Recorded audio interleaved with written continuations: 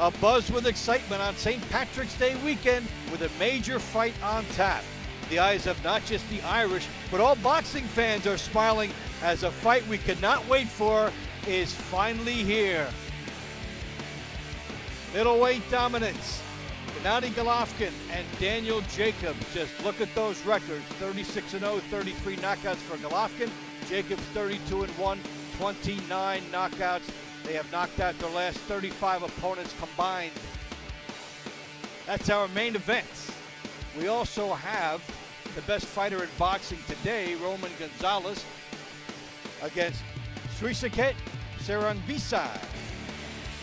WBC Super Flyweight Championship set for 12 rounds. Gonzalez at the top of the pound-for-pound list, and this guy's a very good customer too. Andy Lee, former champion. He's 34-3-1, taking on Keandre Leatherwood. There's some of the highlights that you're going to see throughout the evening, and even more if you have the pay-per-view. Hi everybody, I'm Dave Bontempo and Kevin Kelly, welcoming you inside the world's most famous arena, Madison Square Garden in New York.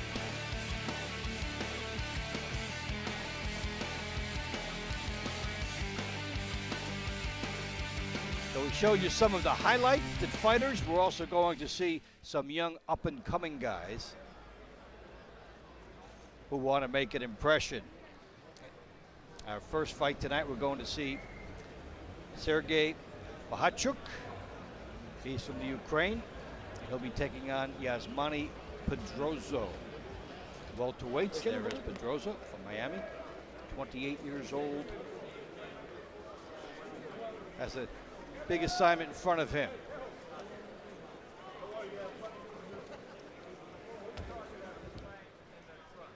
Take a look at these guys. You see Bahachuk's numbers. He's 2-0. Good prospect.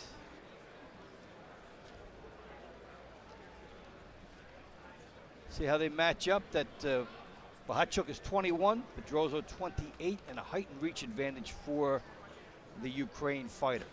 Big numbers in his advantage. See if he's able to use them in this fight. These guys are going to open the night here at Madison Square Garden.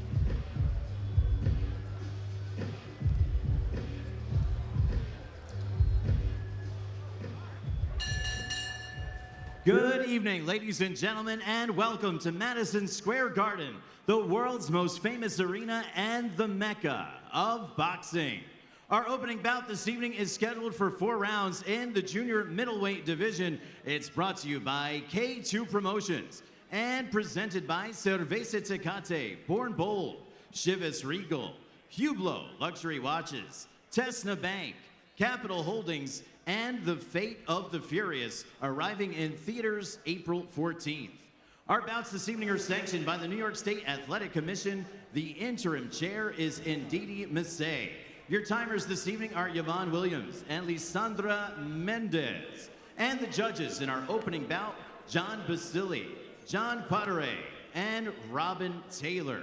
Controlling the action at the sound of the bell, please welcome championship veteran referee Ron Lipton. And now, ladies and gentlemen, introducing first, boxing out of the blue corner. He weighed in at 147.8 pounds. He owns a professional record of 1-1. That victory coming by way of knockout. Wearing black, trimmed with white this evening, hailing from Colón, Matanzas, Cuba. Now living, training, and fighting out of Miami, Florida. Please welcome Yasmani Atrevido Pedroza. And his opponent, boxing out of the red corner across the ring, he weighed in at 146.8 pounds. His record, 2 bouts, 2 victories, both wins coming by way of knockout. Wearing white, trimmed with blue this evening, and hailing from Vinnytsia, Ukraine, now Big Bear, California. Please welcome Sergey El Flaco Bahachuk.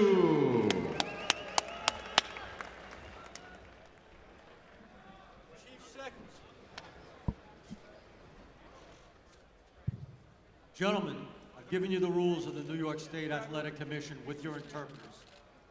I remind you both now, obey my commands, respect each other, and let's keep this strictly professional. Buena suerte. Okay, so let's see how they open the show here. Judge, are you ready? Bahachuk Judge, you ready? with a lot more Judge, you ready? Get back. being moved quickly from the Time. Ukraine now into Big Bear, so he's the prospect. Bahachuk is a long-range bomber, it seems like. He uses his reach to his advantage. Extensive amateur career, you can tell out there in other countries in the Ukraine how the amateur system is. At what point in your career do you figure the adrenaline when you first start your career, you're going for knockouts early on, you're pumped up, and at what point, how many fights do you think you start to settle down and work on things more? Well, the way it works is I've realized something that's a negative. The more amateur a guy stays, sometimes could hurt him. But sometimes it helps him because what happens is as a fighter gets seasoned, they start making more mistakes. They start knowing too much in their brain. If you notice Roy Jones Jr., Lennox Lewis, and they fought very amateuristic at times, they won fights. It's when you get pro and you start knowing what you're doing, you lay in a pocket, okay, which means stay in the pocket, stay in front of your opponent, then you take the risk of getting hit. I believe with Ukrainian fighters, fighters from different countries, the amateur pedigree is a lot more extensive. So just like we're watching today. And they always say that the fighters who come over, would like to see them start to bend more because they're straight up in many cases when they come. And then the trainers work on that. Well, the biggest thing I told people years ago, the best thing that can happen to European fighters is they get an American trainer. Now they are, okay? Here's a European fighter that trains in Big Bear. So obviously he's sparring with American fighters. He's learning how to slip from the waist, okay? Dip punches, throw punches as you see right now. Throw his punches, but he still goes straight back in the line. Needs to go to the side, either left or right. So you can come in fine, but you don't want to go straight back. The cardinal sin, which we see a lot of guys make. Yeah, the straight back, straight up and down, most European fighters are. But now with them dominating the boxing game, they've come to America, they figured out their game plan. I got the work ethic, but let's figure out the game plan. Don't go straight up, go left, go right, utilize the jab. They actually being a lot of American fighters this way. Bahachuk and Pedroza opening the show that will culminate in a pay-per-view card headlined by Gennady Golovkin and Daniel Jacobs. And this place will be electric a few hours from now. Of course, if you're going to go see the fights, I say come right away, see the first one. See them all. Don't come in with 2 fights to go. Get here and take in the flavor. True, very true. The ambiance.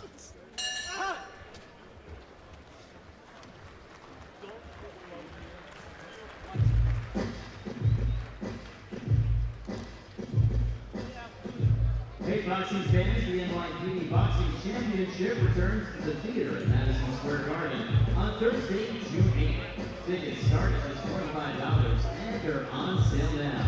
That's more than 20 grudge matches for the NYPD Boxing Championship right here at Madison Square Garden, Thursday, June 8th.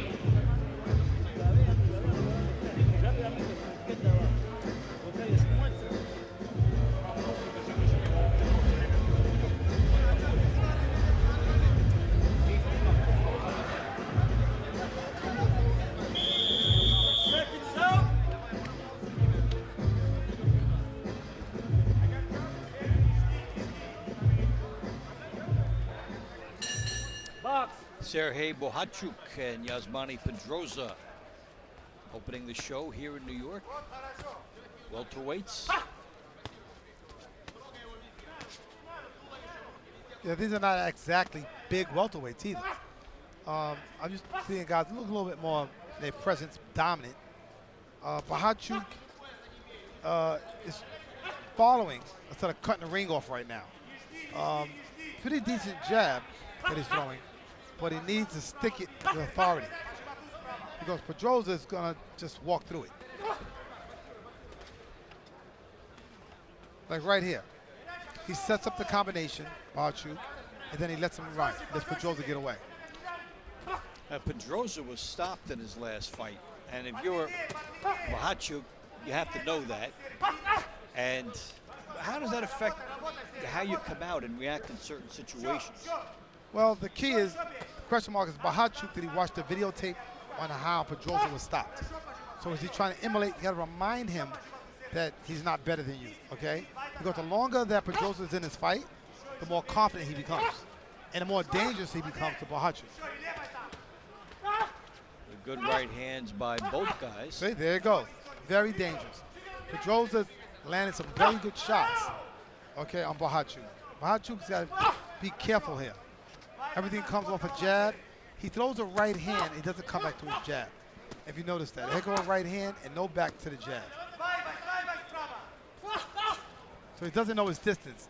These are the stages of a guy's career, young stages, where he learns his distance. He smothers himself a little bit. He's a little too close to his opponent. He's on top of his guy. These are range-finder things that he needs to learn how to utilize the jab to keep your man at the extension of your jab. Because these things with the distance can be subtle. It could be a half a step, not even a full step. Yeah, boxing's a science. It's all angles, distance, time over distance equals speed. You got to be a mathematician here. What's got to happen is this is a learning process right now, especially this early in his career. He's 2-0. He has 2 knockouts. So right now he's learning that, hey, not everybody you hit's going to lay down. It's a good wake-up call for a fighter. Good body shot in the right hand by Bahachuk.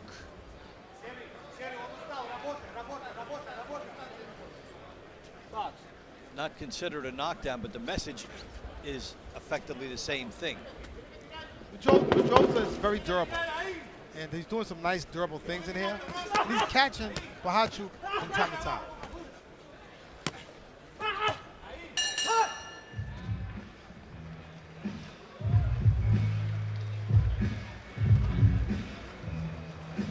Está quedando muy parado, con la mano en alto, sin mirar.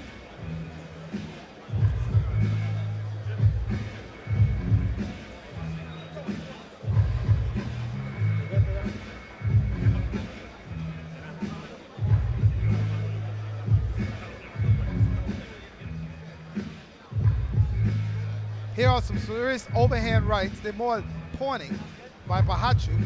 Bahachuk's kept on the right hand. He doesn't come back to the jab to keep him back on balance. But he's landed over and over time, and Pedroza just kept eating those right hands.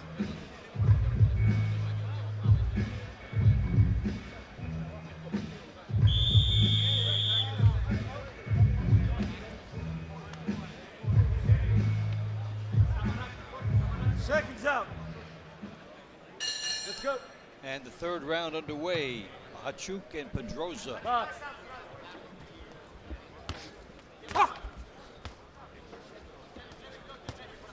It's very funny watching these early stages of a guy's career because you're learning the process, okay? You can't fight every round the same way. Bahachuk is learning right now what boxing is really about because he's hitting him, Pedroza, and he's not going anywhere. Pedroza's actually firing back. So it extends him to bring more to the table. Yes, well, this is a fight that he could go home, get examined what he needs to improve on. His distance is number one. He smothers himself like right there. He's too close. Okay, he's got to know how to keep his man at bay by utilizing the jab and catch his man at the end of the jab. Pedroza is kind of awkward for him. So things like this make a better fighter. And Pedroza's starting to weaken.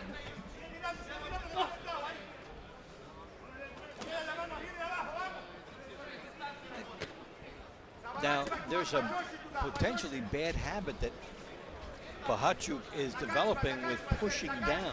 He's done that twice in the last round and hasn't been called for it. But when you talk about the early stages of the guy's career, the habits are important. Well, he's very good at pushing down with the elbow, and he's doing on a side the referee can't catch him. So it's good on what he's doing, he's putting the weight. He's trying to wear down Pedroza. There it goes again. He puts the hand behind the neck. So the question, there it goes. Big shot. This could be a decision for Ron Lipton if he gets up. Got the count right in front of him. Now he's up at 8. Said Pedroza was weakening. Referee gives him the test. So a lot of time left still in this round. Yeah, Pedroza gets on his bicycle, trying to extend him a little bit, try to get to the 4th round and get a chance to recover. Boy, a knockdown in a 4-round fight is mammoth in terms of scoring. And the second one, even more so, it ends the fight. Ron Lipton has seen enough. A huge hook gets in, and that's a good call. Get the medical people there. Sooner get right to that. No need to count. It was a wear down process. He wore down Pedroza. He wore Pedroza down. Very good with the body shots. I do like that. He's got to work on keeping his distance. He's actually trained by the same trainer that trains Golovkin. Okay? So pretty good. Abel Sanchez is a heck of a trainer, and he should work on distance with him. Distance, range, not smothering yourself. And it's only his 3rd pro fight. He's only 21, so they've got a lot to be excited about what they can build on here. Yeah, they got a blueprint. Here we take a look at the first knockdown, overhand right, crisp on the chin. Okay, Pedroza right there is getting that push downs on the behind his neck for wearing the legs out of Pedroza. Here you see Bahachuk with the overhand right. Overhand right, looping around. It loops around as you take a look. He's backing up with a jab. He's setting up the right hand. There it goes, right there. It's on the side of the face, and it sits down Pedroza. So in that technique, he found a little something that was a perfect shot. His leverage was good there. His distance was good there. And he got a reward. It's the angle that he goes for. Here's the end of the fight. You can see the punches coming, okay, for Bahachuk. And you can see right there the left hook, which sat down Pedroza. And the fight was over. He's setting it up. He's setting it up right there, setting it up with a touch of the jab. Then he goes, throws jab, then he goes the hook, right there on the chin. And there go Pedroza. Here we take a look, setting it up. Overhand right, jab, trying to get in the middle, then go to the hook. He set the hook up perfect with a jab, right hand, and back to the hook.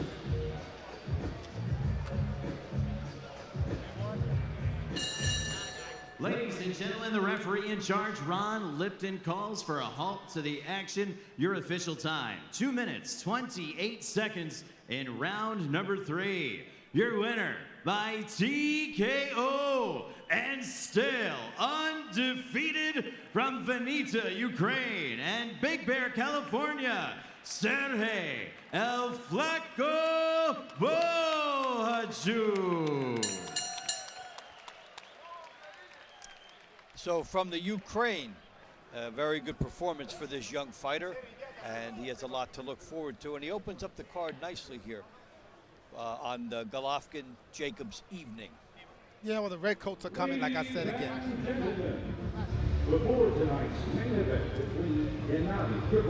As we mentioned, Golovkin and JACOBS will highlight our night middleweight championship. Gennady Golovkin, Daniel JACOBS. These are the guys most exciting middleweights and 2 of the most exciting fighters in the world today. Between them, they have 68 wins, 1 loss, and 62 knockouts. So you can still have time to purchase this on the pay-per-view, and you'll get the 2 czars of the middleweight division. Now everybody was aware of Golovkin's journey, but I think Kevin, that Daniel JACOBS' run outside of New York has surprised a few people. Well, first of all, his personal issues is really where the story's at. to fight the cancer. People don't understand how sensitive that was. He had survived cancer. And to be here tonight's an amazing task for him. So a lot of people will be rooting for Danny Jacobs tonight because the fight with cancer was big. You know, it's very human. People don't know the human side of fighters. That made him a human being. To show that if he could defeat cancer, could he beat Gennady? Can he beat Gennady if he could beat cancer? So that's kind of the efforts I think the public might look for. People love the underdog. Like the Rocky and the Mike Tyson, the underdog. Okay, the guy that comes from the brink of destruction and overcomes that. Can he bring that to the ring tonight with Triple G? Which a man that's the Mike Tyson of today.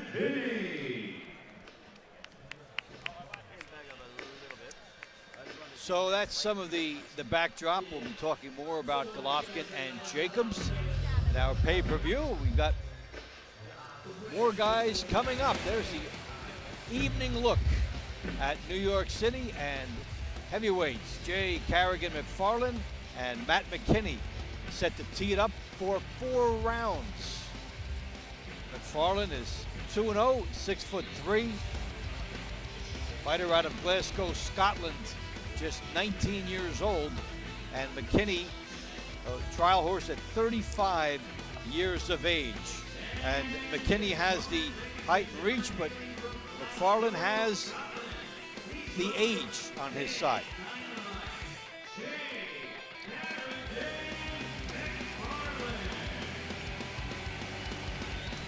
Two 2-0, 2 KOs. As you look at Matt McKinney, hear the music for McFarland. And we just got past St. Patrick's Day, so it's only a day later, 18th. So 17th was St. Patrick's Day. Well, as you took a look at McKinney, you knew it wasn't his music. He's from Escondido, California. Yeah. And this is the Scotland fighter who TKO'd Nico Zakov in December 2016. And then has a win in early 2017, both in Scotland. So this is his first trek across the pond. Like I said,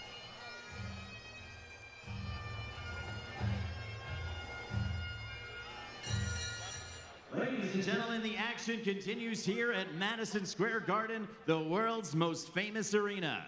The next bout is scheduled for 4 rounds in the heavyweight division. Brought to you by K2 Promotions and presented by Cerveza Tecate, Born Bold, Chivas Regal, Hublot Luxury Watches, Tesna Bank, Capital Holdings, and The Fate of the Furious, arriving in theaters April 14th. The judges for this bout are Eric Marlinsky, John Potteray, and John Basili. And controlling the action at the sound of the bell, the referee in charge, championship veteran Harvey Dock. Introducing first, fighting out of the blue corner, he weighed in at 243.2 pounds. He owns a professional record of 3-2-2, 1 victory by way of knockout. Wearing red and black this evening, fighting out of Tijuana, Mexico, by way of Escondido, California. Introducing Matt El Matador McKinney. And ladies and gentlemen, his opponent out of the red corner, he weighed in at 241.4 pounds. Undefeated in 2 professional bouts with both victories coming by way of knockout. Wearing black with tartan this evening, a native of Glasgow, Scotland. Please welcome Kid Dynamite, Jay Carrigan McFarland.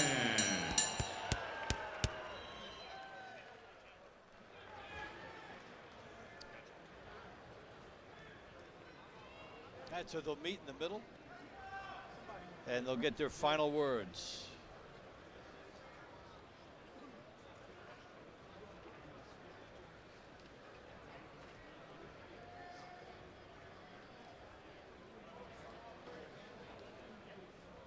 Ladies and gentlemen, we're waiting for one piece of equipment. We'll ask our DJ here at the world's most famous arena to put something on the ones and twos just for a moment. That will clarify it.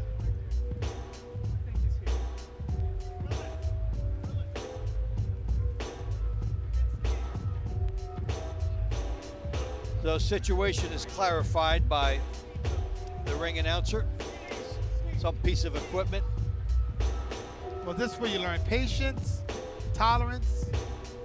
Both men should keep their body warm right now. Right now, take advantage And of this now opportunity. back to the action with the referee, Harvey Dodd. All right, guys, we went over the instructions already. Remember, obey my commands at all times, protect yourself at all times. Good luck, come out at the bell. Good job. Looked like it was a mouthpiece for McFarland that was missing because he was singing moments before the introduction.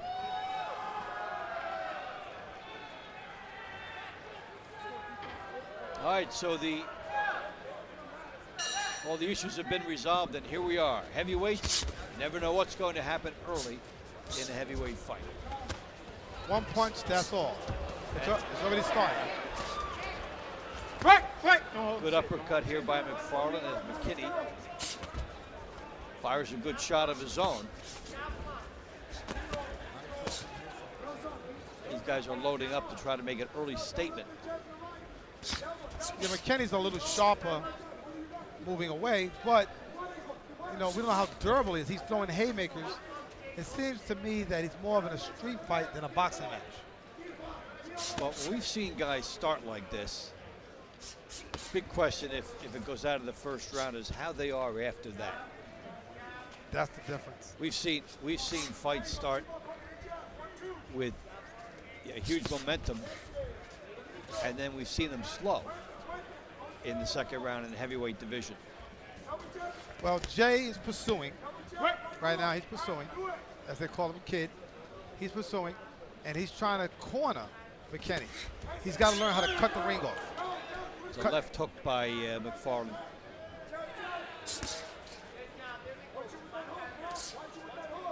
McFarland's patient. He's got 3 more rounds to go.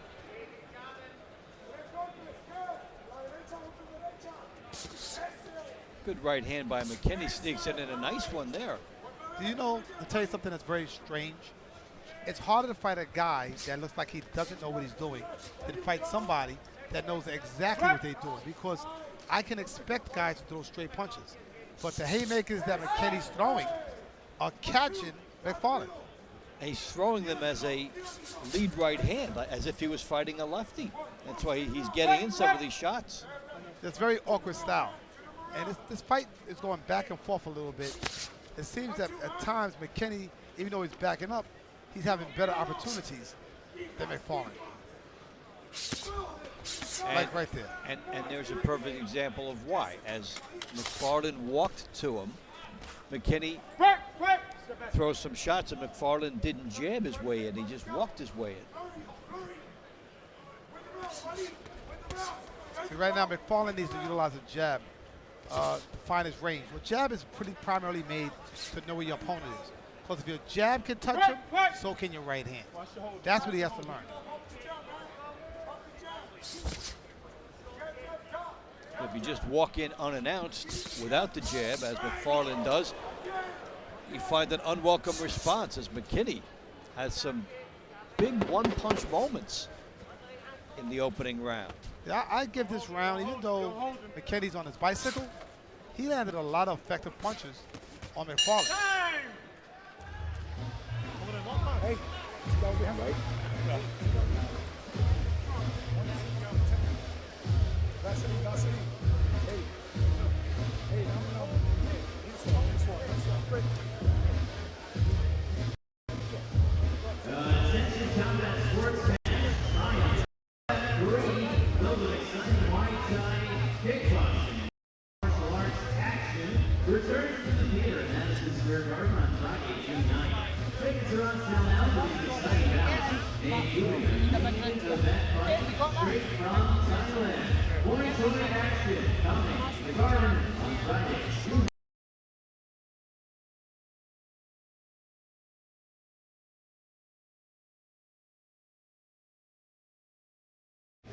Here we take a look at some Nice overhand right to left. Crisp by McKinney. Look at that. Right there on the chin. You wonder how is he still standing there. Here goes overhand rights. He lands that punch over and over and over again. Hang on, stop. Second Get round the stool, action. stool. 0-4. Jay Box. Carrigan McFarland, Matt McKinney, Dave Bontempo, and Kevin Kelly with you here at the world's most famous arena, Madison Square Garden, as action is underway on pay-per-view evening. I just saw McFarland do something very good. He threw a jab, and he actually landed. Instead of coming in with a wide, wild hook. You know, he's got to gain control of this fight, or he can see his first loss. Right now, look at it. McKinney has nothing to lose. He's 3-2 with 2 knockouts. 35 years old. Nobody thinks he's going anyplace. Yeah, and right now it's a good opportunity to take advantage of if McFarland allows it. And you get a nice start in a 4-round fight. And you were saying, you wonder how he's still standing after that first punch. It's because McKinney wasn't able to get the second one in behind him. Yeah, sometimes it takes 2. I always said fighters punch sequences. 3s and 4s, 5s and 6s. McKinney's not throwing a combination. He's throwing 1 punch, hoping it lands. It lands sometimes, but it's not enough for McFarland to pay attention. Keep him up. Right. Step back. So Matt McKinney and Jay McFarland. Good right hand by McKinney. Right hand by McFarland. I tell you, this fight's very interesting. Whoa, what a... You can hear that punch. It seems that McKinney hurt McFarland on the top of the head, hit him with a great shot. Good left hook by McKinney. McFarland. Right. Watch your holding.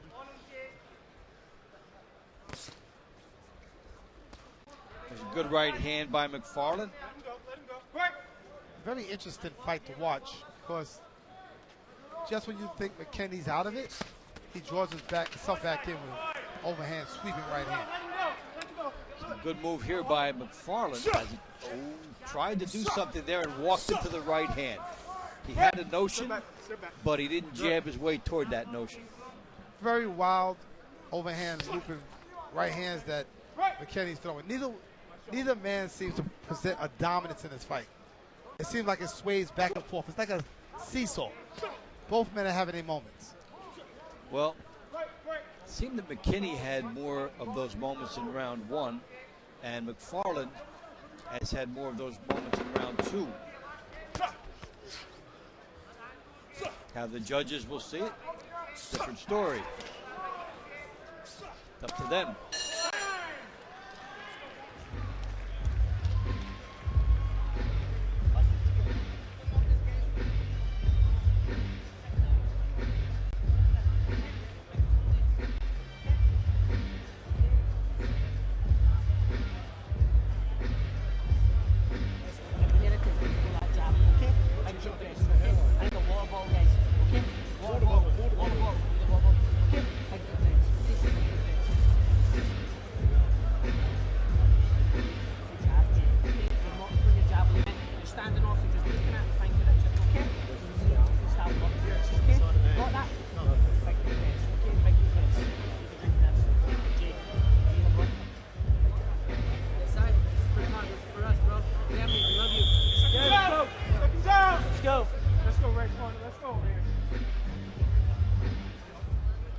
Let's go. Third round action, Jay Carrigan, McFarland, and Matt McKinney. Heavyweights at Madison Square Garden. I've got some scoring done. Unofficially, of course. I have McFarland winning, losing the fight, matter of fact, by 2 points. I didn't give him the first 2 rounds. McKinney, I saw carrying the fight. It can be argumentative, I tell you, because it depends on what the judges like. Either the pursuer or the pursuee. The pursuee is getting hit with shots, but the pursuer is getting hit with shots also. So the way I see it, I'm seeing that McKinney's throwing some nice haymakers, and they're landing. And they have a lot of aggression on them. So I call it effective aggression. And it seems to me that McKinney, I think, is just dragging his fight out a little bit. And I think the kid in the ring, as his name is walking into punches that he shouldn't get hit by. So the question on the scoring will be whether the countering of McKinney against McFarland will be effective for him. Yeah, McFarland, at times, it seems like he has a moment, but he doesn't have many. He's having a serious uppercut. This fight is, they're thinking too much. It seems like they're thinking too much on one punch to change the whole fight. So they just got to throw their combination and stick to it. And we talked earlier about what kind of endurance these guys will have if it doesn't end early. And this is a trademark we see in the heavyweight division at times, with the fast early pace and then no knockout, and then it slows. Yeah, there's no sharpness on either man. They're missing, they're throwing haymakers, wide open punches. They're exerting too much energy. They got to learn how to box. Straight jabs, straight combinations, 4s and 5s at a time. You just can't hope and pray that it lands. The punch they're starting with is the punch they should be finishing with. Yeah, well, it's coming the wrong angle. They're coming at a 45-degree angle.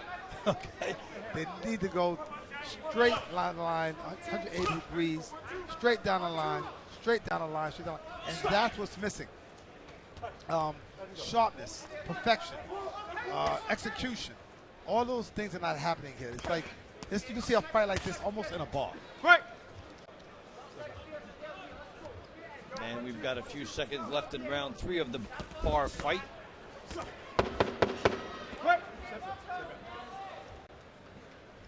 And then it will be all out in the 4th, hopefully for one of these guys.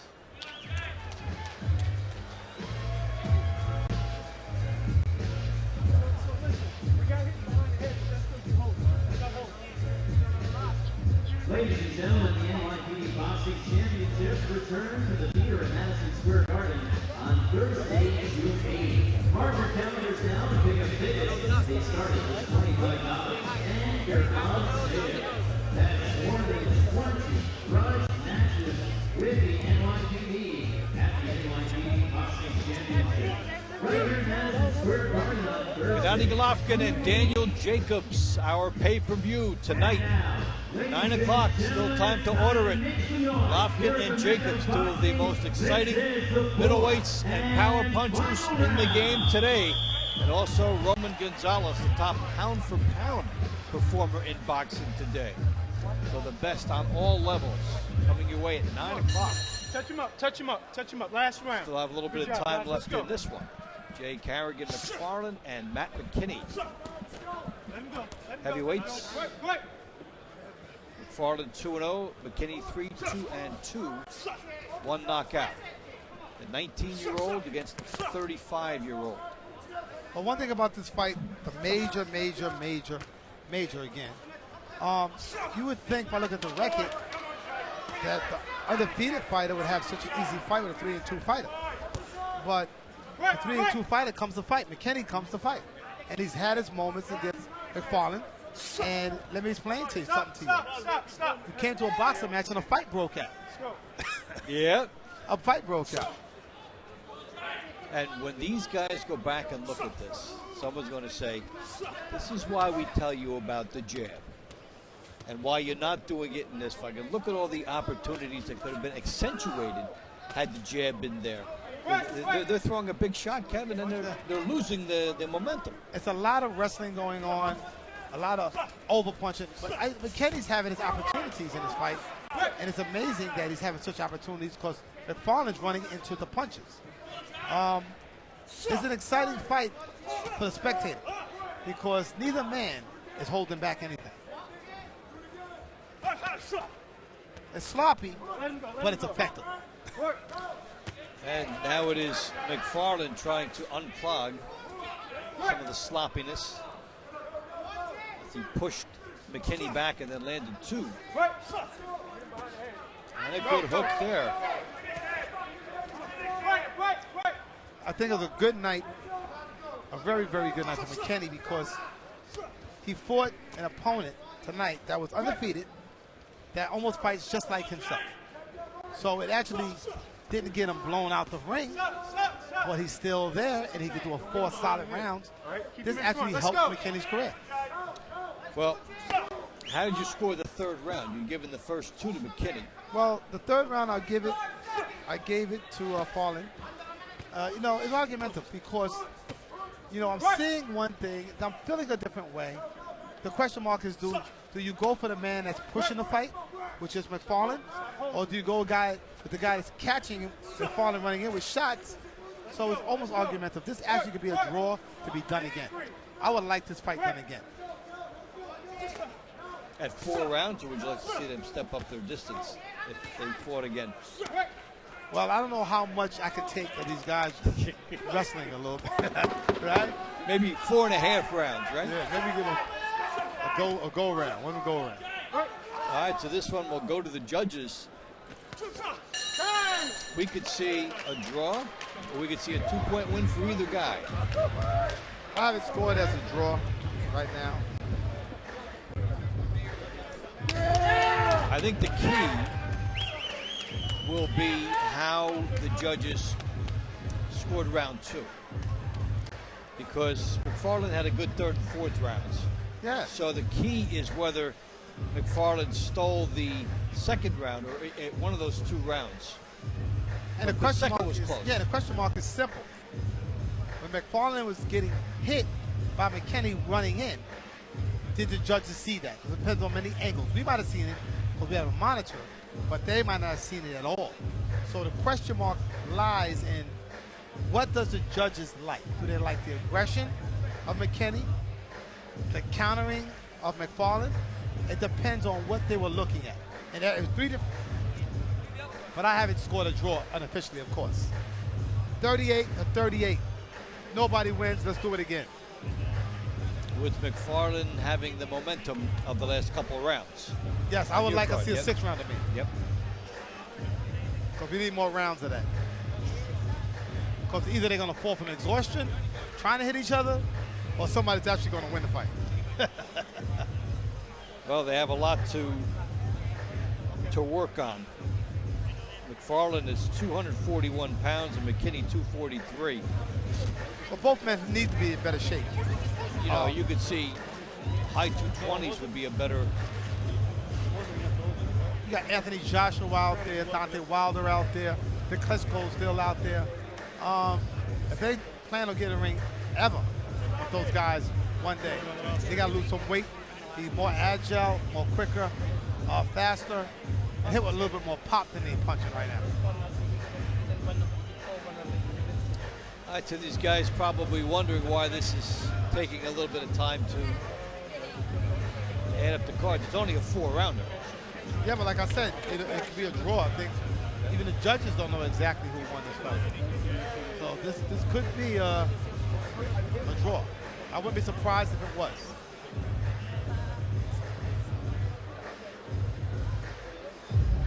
What you guys think? 12-day notice? For McKinney, You got this. nothing much changes regardless of the outcome. For McFarland, a draw, maybe a minor setback. Loss would be big. Like I said, He got at least a draw, did McFarland, and maybe a 2-point win. the detail, you know, then it boils down to personality of the referee.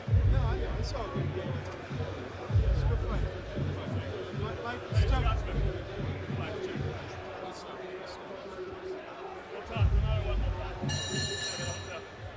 Ladies and gentlemen, after 4 hard-hitting rounds between these 2 heavyweights, we go to the judges' scorecards. Judge at ringside, Eric Marlinski, saw the bout 38-38, a draw.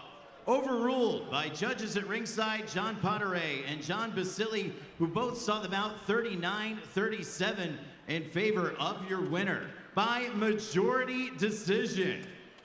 Fighting out of Tijuana, Mexico, Matt El Matador McKinney. Well, good for him. He pressed his case, and he won that odd round we were talking about.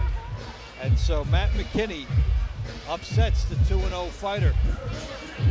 It's like I said, what happened to McLaren, he fell victim, he fell into the style of McKinney. And that's what hurt him. You got to control the action, control your opponent. It's all a deciding factor on how, if you're going to win or you're going to lose. All right, so Gennady Golovkin, Daniel Jacobs coming up. The pay-per-view card starts in about an hour, and you still have time to get it. Two of the most exciting fighters in the world today, and they have been getting a lot of explosive victories in recent outings. Golovkin and Jacobs available on pay-per-view. It starts at 9 o'clock, and we have a lot of other fights on that card as well. You'll see Roman Gonzalez, the best fighter in the world today according to the pound-for-pound ratings. He'll be putting his wares up. So a lot out there in front of you. Golovkin and Jacobs.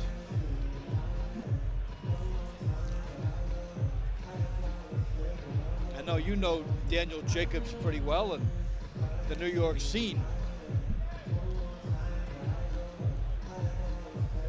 So what do you think of the attention that Jacobs has been getting with this, being that he's from here, Kevin? Well, New Yorkers are very honest. Let me tell you something. It could be good or bad, because New Yorkers will tell you, oh, you're fighting who? Oh, Triple G? He about to knock you out. And I'm sure he's heard that, being from Brooklyn, because people are very honest with you in New York. They're not scared to tell you the truth. It might well be what they think. He's got to prove them wrong. So with Jacobs, it's not a thing. I'm sure he got some New Yorkers behind him, but I'm sure he got some New Yorkers that don't believe he can pull off the upset, and that's what's going to help him. You got nowhere to go. You got nowhere to lose. Think about it. A lot of people think you're going to get knocked out anyway, so you got one place to go is up. So it's easy to be at the bottom. Okay? So if he catches Triple G with a good right hand and he buckles Triple G, he has a shot. But if he hits Triple G with a good right hand and Triple G smiles at him, he's in trouble. We'll have our answer after that first shot. Yes. Ladies and gentlemen, we ask you to continue to spirit the world's most famous arena. Please welcome the participants in the next bout. First at the blue corner, from Tuscaloosa, Alabama, DeAndre Lightning Leatherwood.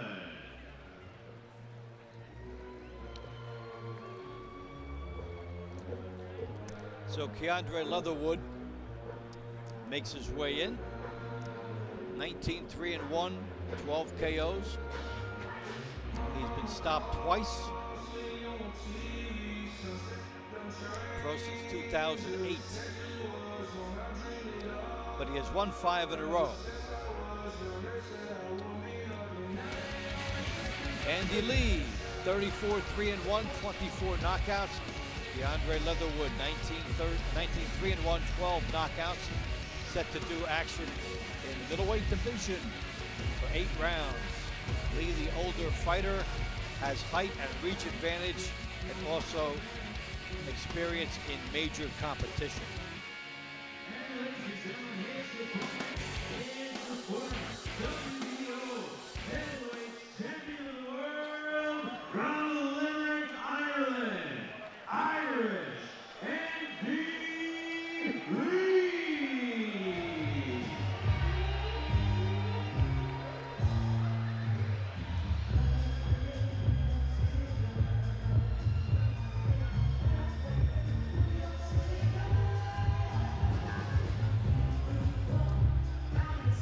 Andy Lee's last 4 fights were pressure cookers. KO over John Jackson, KO over Matt Karabov, draw with Peter Quillen, and a majority decision loss to Billy Joe Saunders, who's now one of the big names in the middleweight division. Down twice in the Saunders fights. All those guys I mentioned, the combined records were 135-9 and he faced them practically back to back. That's what I'm talking about. That's what boxing's about. These guys, like I said, the problem I got today is people going from defending their titles to protecting their belts. That's not supposed to happen. So what he's doing now is exactly what boxing's about. Stay busy, stay active, and get the wins.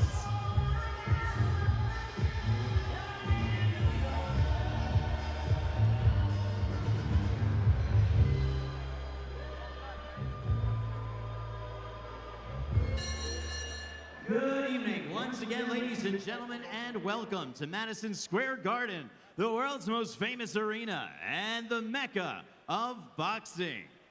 This bout is scheduled for 8 rounds in the middleweight division. It's brought to you by K2 Promotions and presented by Cerveza Tecate, Born Bold, Chivas Regal, Hublot Luxury Watches, Tesna Bank, Capital Holdings, and The Fate of the Furious, arriving in theaters April 14th. The judges for this bout are Eric Marlinsky, John Potteray, and Robin Taylor. And controlling the action at the sound of the bell, championship veteran referee in charge, Ron Lipton. Introducing first, fighting out of the blue corner, he weighed in at 159.4 pounds. His impressive professional record, 19-3-1. 12 victories coming by way of knockout. Wearing blue with silver, representing Tuscaloosa, Alabama. Please welcome Keandre Lightning Leatherwood. And his opponent, fighting out of the red corner across the ring, he weighed in at an even and ready 160 pounds. His veteran professional record, 34 victories against only 3 defeats and 1 draw, 24 big wins by way of knockout. Wearing black, trimmed with red, and hailing from Limerick, Ireland, the former WBO middleweight champion of the world, Irish Andy Lee.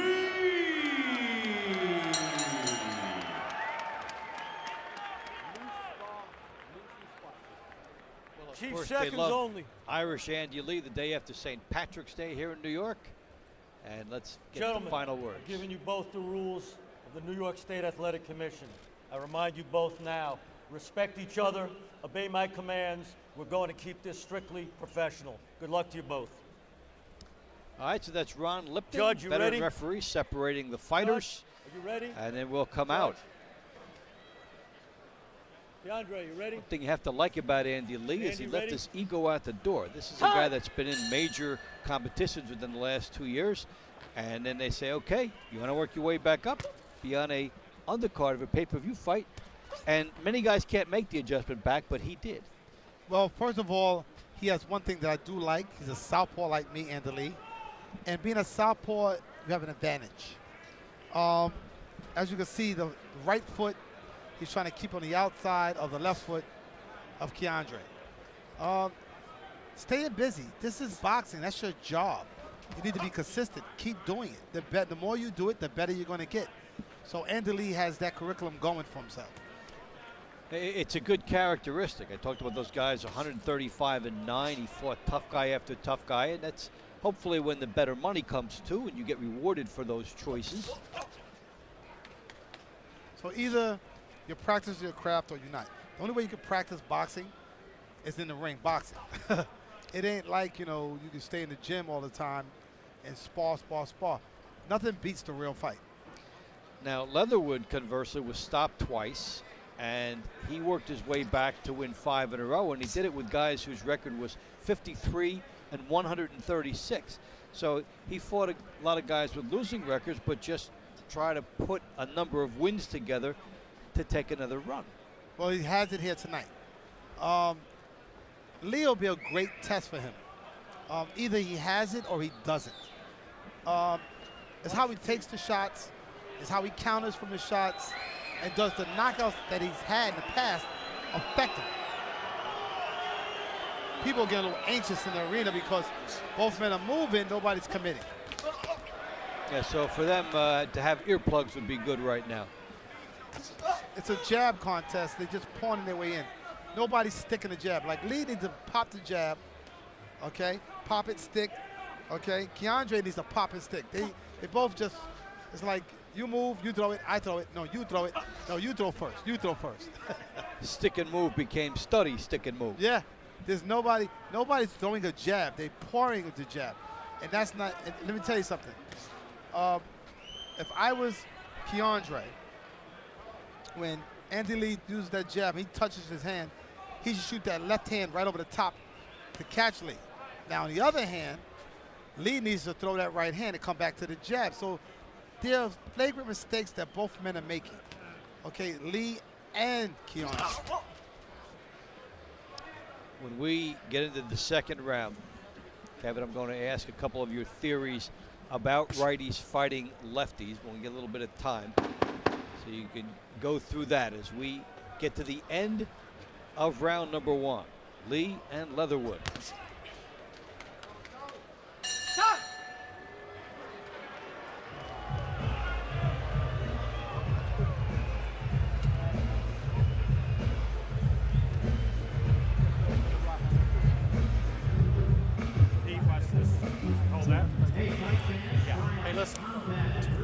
He hadn't fought in a year, so he's a little disjointed. He's having some problems finding your range, okay? All right, change your height, right? Don't forget, the thing that you're trying to hit is not a postage stamp on his face right now. Just try to hit something, right? Somewhere right in here. He's trying to counter you. So, okay? Just keep pressing. Ignore them. Make him make a mistake.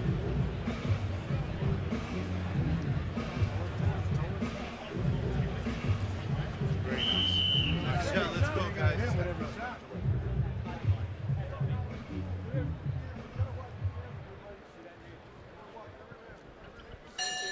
We move along. Andy Lee and Keandre Leatherwood at Madison Square Garden in New York. Dave Bontempo and a Flushing Flash, Kevin Kelly, a two-time world champion and a great southpaw. So, Kevin, let's get right into this here. Andy Lee, Keandre Leatherwood.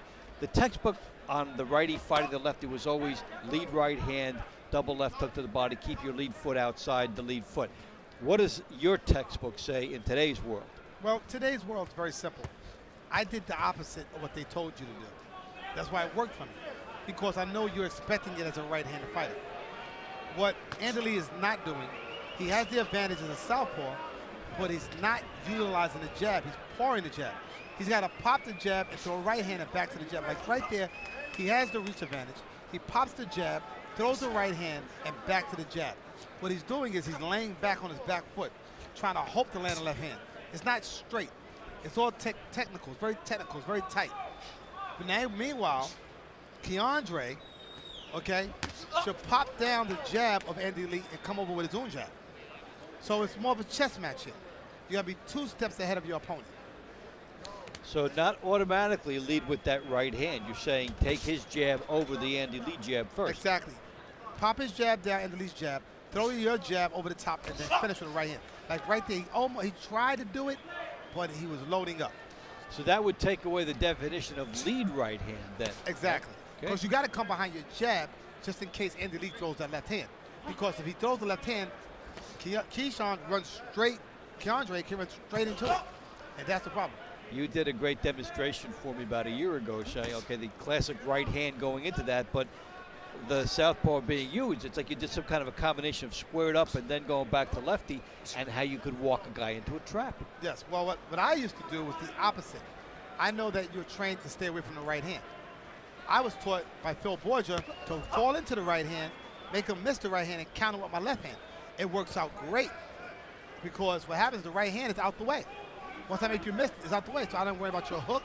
I throw my left hand, and you got to worry about positioning.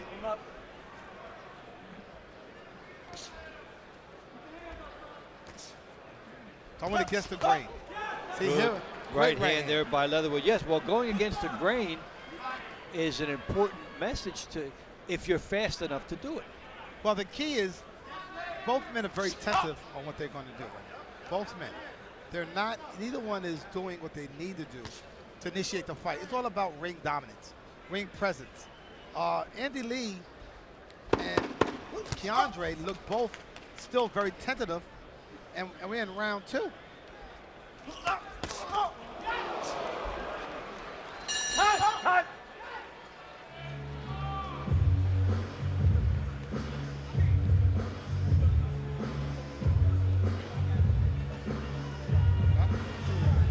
okay, there's no need to pull out like that. There isn't. No need. Keep them occupied. Keep them occupied. What's going on there? And just shoot something fast behind it. Take what I said. Get out low and then out with the feet. Okay? Because he's just shooting up Telling there. them you guys are stepping on each other's feet. You're gonna have a controversial knockdown. Try to watch it, both of you. And we take a straight look at the straight left hand by Andy Lee. Here's Leatherwood's right hand. That's the punch that always hits the southpaw. They say it's a straight right hand. So both men exchange very well.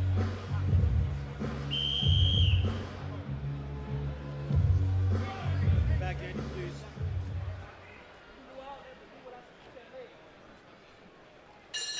Box. We start round 3, Andy Lee and Keandre Leatherwood. And in about 45 minutes or so, we'll start our pay-per-view telecast, culminating in Gennady Golovkin and Daniel Jacobs. Golovkin with a 91% knockout ratio, the history, the best in the history of the middleweight division ever, and Daniel Jacobs 88%. So it could be one of those great as long as it lasts deals, or we might see some thinking man's elements brought into it. Not quite sure. I'm getting ready for an explosion. I think we're going to see something amazing tonight. I really think we're going to see something amazing because Jacobs is a big guy. As long as he feels dominant in the ring, we could have a good fight. G could actually, this could make him. Okay, fighters are made on fights where they got to overcome adversity. And I love the idea that Jacobs had overcome cancer. So that's very human. Daniel Jacobs may have enough of a punch to affect Golovkin, who actually said something unusual this week. He said Jacobs may have a little more power than he does. Wow, I'm shocked because most times Gennady doesn't think anybody hits harder than him at middleweight. So I'm pretty impressed if he could say that. It's just that he's aware and alert. So that's our don't blink, you might miss something main event coming up at the end of our pay-per-view card, which starts in about 45 minutes, so you still have time to get it. Roles have changed. Now you have Keandre walking Lee down, where Lee was walking Keandre down. So now the change of the guard has happened. Neither man possesses a jab, though. That's the problem with this fight. And it's unusual to say that when you're talking about an Andy Lee fight. Like a schooled guy, a former champion. Well, sometimes you show up to a fight and information in your head don't make it to your gloves. and pretty much with Andy Lee, it seems that right now he doesn't show dominance. Right now he's getting hit with some straight right hands. Keandre is finding it a little bit easier this round. I'm swaying towards Keandre in this round. So far, it looks like Andy Lee fighting down to Keandre Leatherwood's level to some extent. Even though Leatherwood is 19-3, Lee is a cut above. But Leatherwood is hanging with him.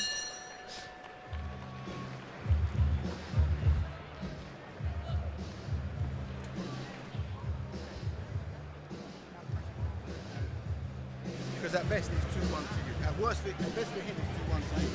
Pressure counter punch. So now start creeping to him with that rhythm, always ready to shoot that foot back. Because when you pressure. Okay, says eyes. Okay, so listen to me very careful. One round at a time, like we talked about. One round at a time. Don't think into the future. One round at a time. All right? Start investing in the body when you.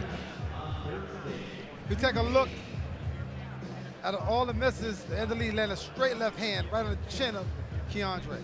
Here's Keandre landing a straight right hand. Like I said, it's back and forth. The southpaw with the left hand, Keandre with the right hand.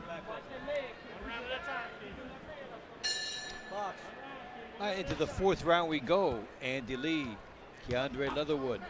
Lee 34-3-1, 24 knockouts from Ireland.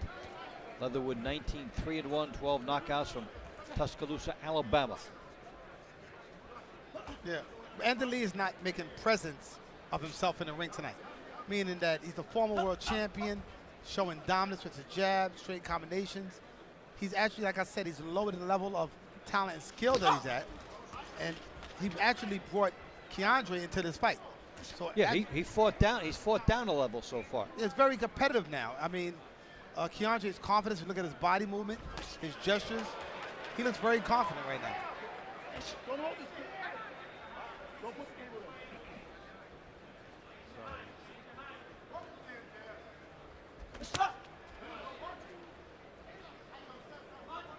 Then you speculate about, well, he dropped twice in a loss to Billy Joe Saunders. Is he a little gun shy coming off of that, trying to be a little bit more technically, having all the bases covered? It looks to me that Andy Lee is trying to set Keandre up, running in. But he's got to have something like a stiff jab to set him up. And I give Keandre credit. He's starting to get more relaxed. He's landing good body. You can hear him grunting his shots. He's throwing one at a time, though. He's throwing in combination, 3s and 4s. You get the sense looking at him that he has an idea that he's in this fight and something can happen for him. This is his opportunity. When you're at the bottom, like look at his record. I mean, 19 and 12 KOs. It ain't nobody calling him out. So either he's a durable challenger or he's the next big thing.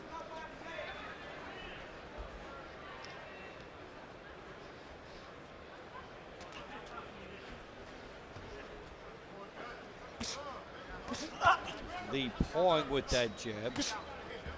And for Leatherwood, the lead right hand was there. He didn't use it. Double jab. He was flailing at a moving target. Lee is being very patient right now. Maybe, hopefully, the judge are watching. Maybe he's not too patient. Because if you're not landing punches, you're not winning fights.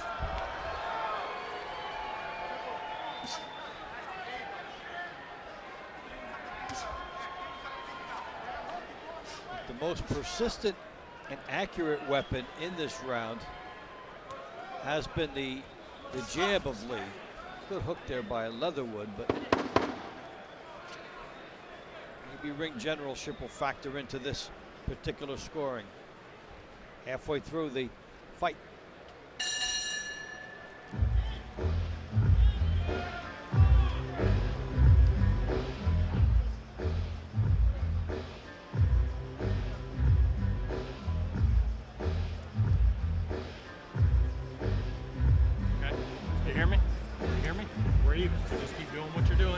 Listen to me.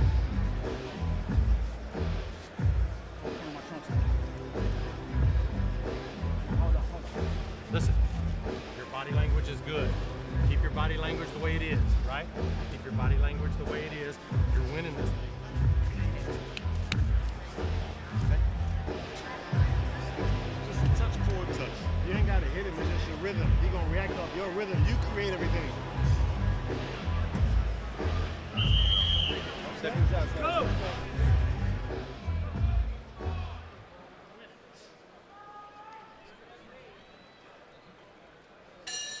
We start round 5. Andy Lee, Keandre Leatherwood, Dave Bontempo, and Kevin Kelly with you from Madison Square Garden.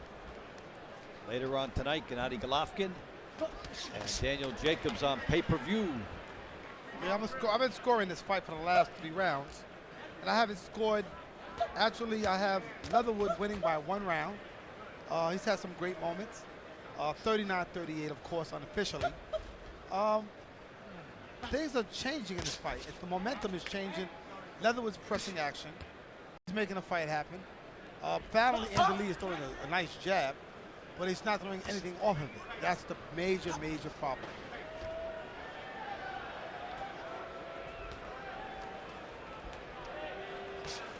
We're not seeing Andy Lee jab and move in. We're seeing him jab and move back. Yeah, it's losing position. What he's doing is he seems very tentative. It's like he's fighting like a guy that's got knocked out his last fight, not committing. Well, and we talked about that last round. He was dropped twice against Billy Joe Saunders. Now not stopped, but still the idea being that, hey, you know, maybe you made some mistakes defensively to get dropped. He's second guessing himself. You can see he's not throwing the jab with authority, even though he has a reach advantage. He's not sticking it to his man like he should. And I believe that inside his head, he's got those 2 times he got dropped with the Saunders fight, and that's what's affecting him right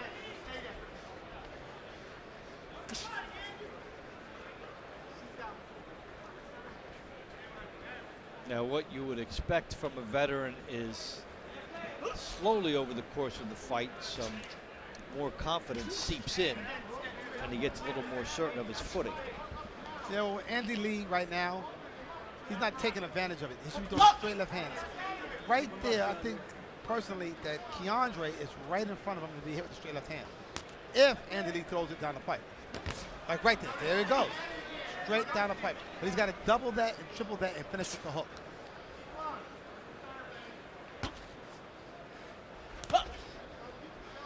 He's got to experiment. He's got to play with it.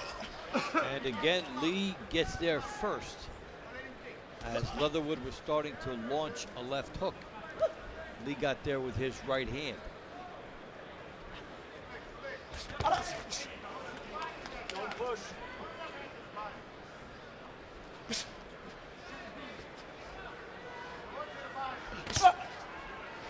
Leatherwood coming up shy with his left hook. He'll have to make some adjustments to get that in.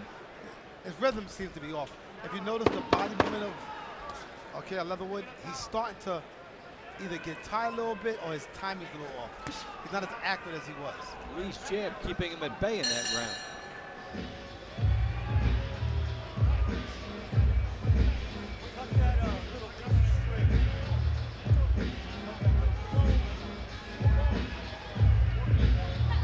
Fight fans, the NYPD Boxing Championships returns to the theater at Madison Square Garden on Thursday. Listen. Tickets You got a mouthpiece beat? $25 and are on sale now. More than 20 Listen. drugs matches for the NYPD Boxing Championship. Right here at the The thing Mega about it is, Boxing. right now, he's very, very frustrated, right? But I'm not interested in him being a frustrated winner. See what I'm saying? Okay, I know, round by round, look. Booming is waiting. It come off the second and the third. It comes off the second and the third. The first is just a setup. Okay.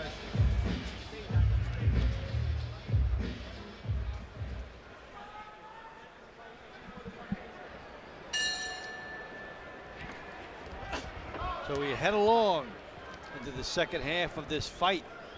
Andy Lee, Keandre Leatherwood. We think of how they're counseling Leatherwood in the corner. Well, information is the key. The question mark is, he heard the information, is he going to implement it now? Stop punching. The hardest thing for a boxer to do is do exactly as the trainer says. Because remember, in Andy Lee's corner, they told him something else.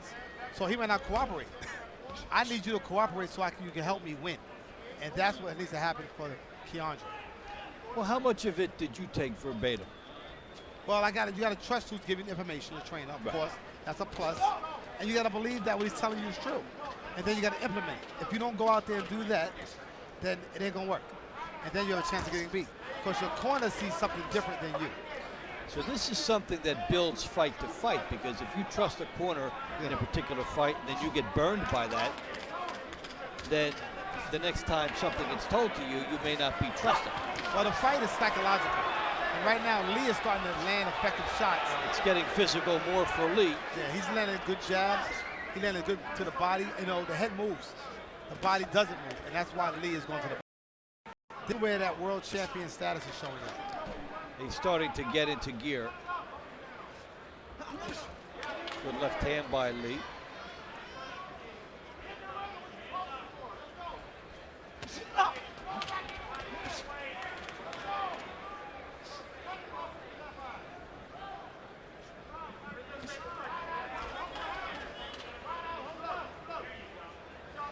Then they're back to figuring each other out.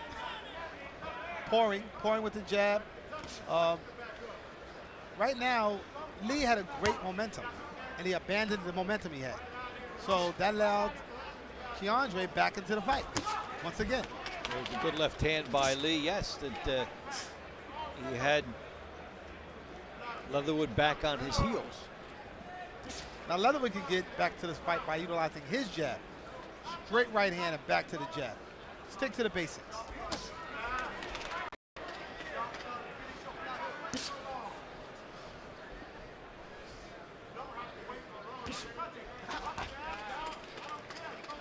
And really, Leatherwood has had no answer for Lee's jab. Well, Lee's finally popping it, but he should double, triple the jab. You gotta blind your man with that jab. Like right there, he threw a jab, double it up, and then he needs to throw a left hand and back to the jab.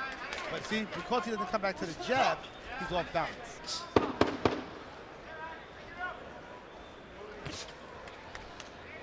As we hit the end of round 6.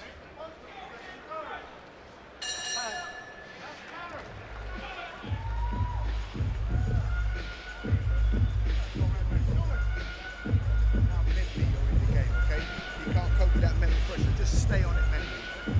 You don't need all that thinking time because it's there. Ain't nothing but a damn dance, man. Just dance with the man. So much better. So much better. When you pull out sharp, don't flop out, pull out sharp. And then step back. He doesn't like that pressure. He needs so long to think that he's comfortable when you're just looking. You've got to think a little bit more and be a bit sharper. Keep that dominant. Okay? The man is breaking down. Breaking down. Up though, okay? So you're gonna have to keep your hands up when you do it. You're gonna start backing him up a little bit and start firing. You only got a couple of rounds. Yeah, just keep your rhythm. Okay?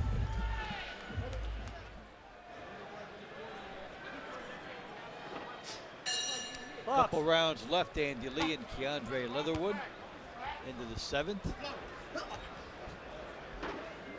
Kevin, an interesting term we hear. You think of the jab as something that is your lead weapon. Tell viewers a little bit about what coming back to the jab means. Okay. The jab is what's called a fill point mechanism. When I throw the jab, I'm trying to find out the range of my opponent. I'm trying to see how far he is from me. If I could touch him with my jab, I could throw my left hand. So the jab is a vital weapon, especially in a fight where you don't know your distance right now. Andy Lee needs to be losing that jab, utilizing that jab as a jab. It lets you know, it's like a roach antenna. When roaches walk around with those antennas sticking out their head, it lets them know about their surroundings, okay? If they touching things, they know that they're gonna bump their head into it. Same exact thing as a jab. Andy Lee right now is keeping it low like he is, okay? He needs to utilize a jab. It's something that he could practice on by utilizing the jab. And then go straight left hand and back to the jab. I think Keandre is right there for it, but Andy Lee, because he's a little apprehensive, I think he's not ready. Now you say straight left hand and then back to the jab. Which of those punches is finishing the combination? The left? Jab. Okay, so the jab is finishing The behind jab, the left we hand. call it cleanup. For example, no matter what you throw, doesn't matter what kind of combination you throw, you gotta come back to the jab at the end. The jab puts you back on balance. Okay, the jab also a mechanism, know your reach, know where you're at, know where your opponent is at all times. So the jab's a vital weapon. I don't even think they teach that anymore.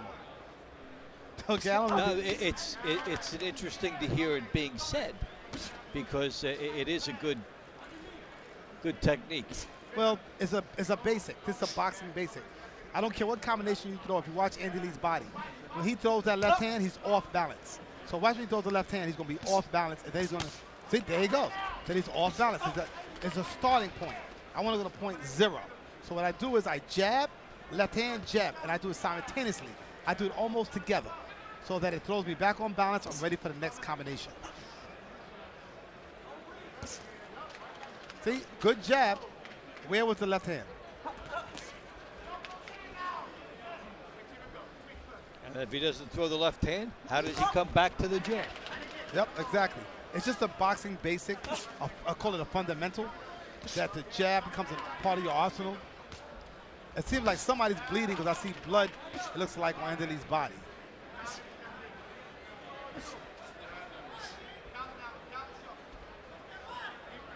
Lee has been popping that jab in. To illustrate all the points that you were breaking down in that classroom type session, as we come to the end of round 7.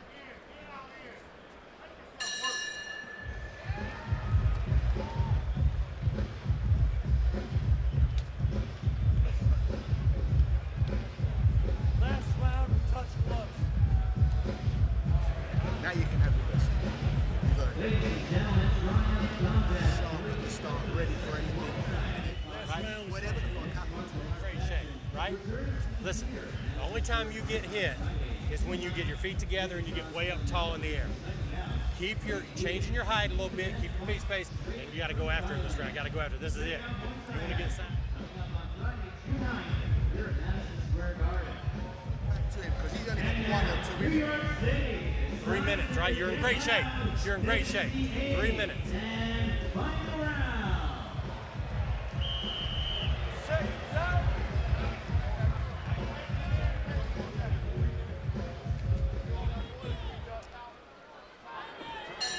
So Andy Lee and Keandre Leatherwood start their final round.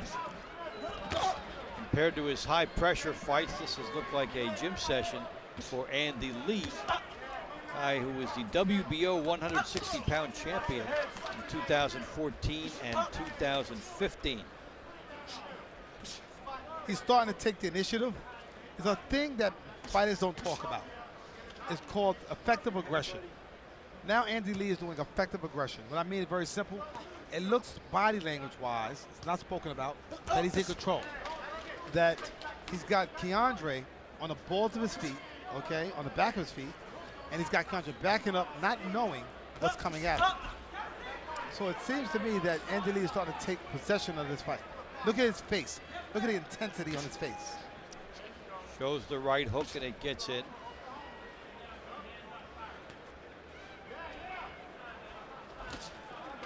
There's the left hand again, but no comeback to the jab. Because when you lose range, if you throw a left hand and you don't come back to the jab, you lose the range. As you can see, Andy Lee's having a hard time finding his distance.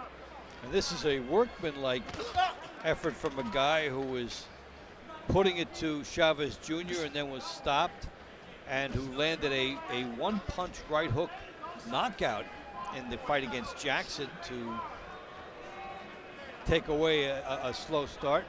The guy that landed 18 punches in a row to beat Matt Karabov and be the first native of Ireland to win a title on American soil since 1934. So we've seen all of that type of intensity, and here it's, well, I want to get the W and get some work. Well, you definitely see it here if you look at it. Andy Lee's starting to take over, and he's starting to dominate this fight with that jab. Key weapon, this jab. And you can see it right here, but the problem is he's a little bit sloppy when he throws his right hand, okay? He's a little sloppy with it, and he needs to learn how to clean it up with that jab. He's having very good rounds. I got it scored unofficially, of course, 68-66, 2 rounds going to Lee, and he's starting to take over this fight. Well, and in the final round, that's a good time for him to be moving up. That's a better performance for Leatherwood than many would have expected to be tight and still be in this fight. Yeah, the question mark is was it what Andy Lee was doing, or was it what Keandre was doing? I believe it's a little bit of both. And I think more of what Lee wasn't doing. Yeah, Lee was not learning to utilize that jab. I don't like when he brings that jab back to his hip. He needs to learn to pick it up and throw it straight.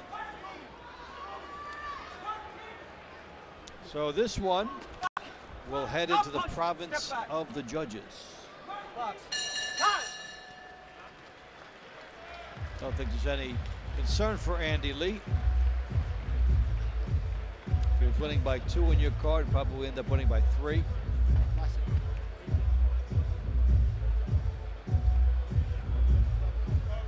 I got it scored unofficially, of course, 78-75 going to Andy Lee. That looks about right. And he started picking up at the end of the fight. It started off very competitive, and it seemed like Keandre was having his opportunities, but he didn't take advantage of them. So Andy Lee finally got the confidence up enough to go take the initiative. Like I said, it's called ring generalship. That's something that's unspoken of in boxing, which lets you know a guy wins. It's almost like what Willie Pep did many, many years ago. Actually won a boxing round without throwing a punch. That's unreal. It's called ring generalship. Who's in control of the action? Who's in control of the action? Little boxing history for you. In a sport in which the idea is to hit and not get hit, he actually, yeah, succeeded just by not getting hit. He's the only man to do that in history so far as a boxing match. Pretty amazing thing, huh? It is an amazing thing. It's some great history when you go back and take a look at certain things. You can see how this all evolves. It's old. Boxing is a very old sport, and it's modified itself into boxing. And years ago it was fighting. I had a conversation earlier with a guy, and I said, today it's a sport. It's more boxing than it is fighting. Where people like the fighting compared to the boxing. So it's more talented fight-wise. That's how you look at it. There you go, right here. Yeah, we had a fight with neither guy really Irish Andy Lee, but not a real substantial nickname. Yeah, that's true.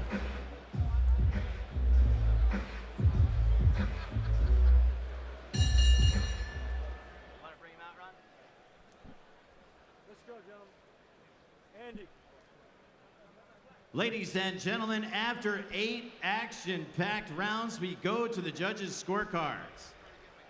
Judge Eric Marlinsky saw the bout 80-72. Judge John Potteray saw the bout 78-74. And Judge Robin Taylor saw the bout 79-73. All 3 judges in favor of your winner by unanimous decision.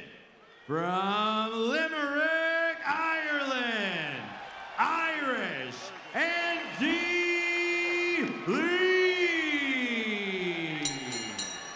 So a workmanlike effort by Andy Lee moves him to 35-3-1 with 24 knockouts.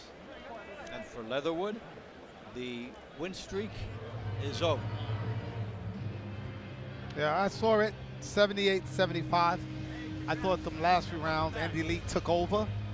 Started landing the jab, the straight right hands. He's very accurate in what he was doing, his pursuit. He needs to work on that jab. He keeps the jab by his hip. If I was giving Andy Lee advice, I would tell him, every time you throw the jab, bring it back to your shoulder, okay? Don't bring it down to your hip because you can get counted. All right, so the middleweight championship is coming in a few minutes. You have a few minutes left to get it. Gennady Golovkin and Daniel Jacobs tonight on pay-per-view just a few moments from now. You still have time to get in. Golovkin and Jacobs.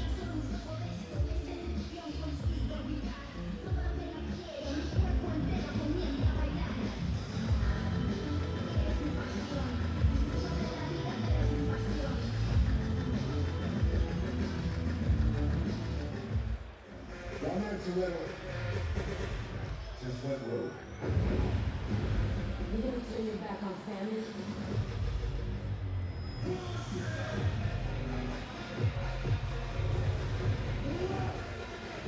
I'm taking you down to right on one way like that. If you gotta catch Doc, you're gonna need a little help.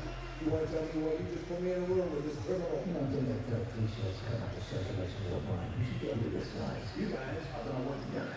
Love to. Out of the way. You just gonna get out there.